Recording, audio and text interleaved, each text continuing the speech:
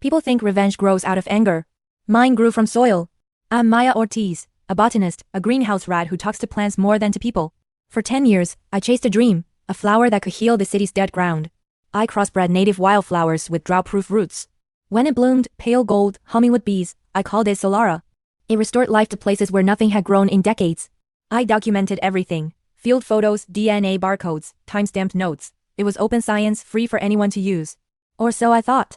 The Institute's new director, Dr. Conrad Halle, loved cameras more than chlorophyll. He smiled for journalists and spoke about innovation like it was perfume.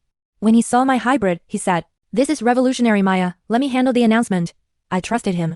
He took my data, my samples, and a month later I watched the news. The Conrad hybrid, a breakthrough in urban restoration. My name was gone. The patent?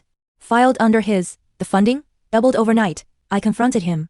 He didn't even flinch. "Be practical," he said. "You're not a brand." "I am." And just like that, my work, my decade of dirt and devotion belonged to him. I quit quietly. No rage, no threats. Just silence and seeds. He's stolen a plant. But I still had something he didn't. Provenance. My field notebooks were dated months before his patent. Lena, my old student turned photojournalist, still had time-stamped pictures. Samir, a friend in open data tech, had the DNA barcodes we uploaded to a public registry. I realized the only way to beat him was to give away what he wanted to sell. So I packed envelopes of Solara seeds, thousands of them. Each labeled with the same barcode, the same public record, and a message. Plant freely. This flower belongs to everyone. Community gardens, schoolyards, rooftop farms, they all received seeds. Within months, the city bloomed. Golden flowers waved in alleyways, on vacant lots, between concrete cracks. People tagged photos online with the name I'd written in marker, #SOLAA. Then came the storm. Conrad's lawyers started sending cease and desist letters. But how do you sue a neighborhood for gardening?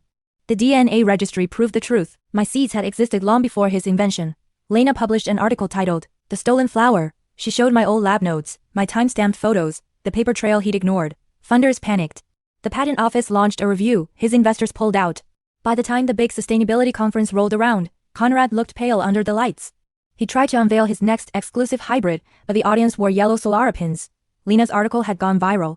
His voice cracked on stage as slides behind him showed community gardens bursting with my flower, a species he could never own again. I didn't gloat. I just walked outside to a planter overflowing with Solara and whispered, "You're free now." Because revenge isn't always destruction. Sometimes it's release. He patented greed. I planted generosity. And the world chose which one to water. Now, when people ask how I survived losing everything, I smile.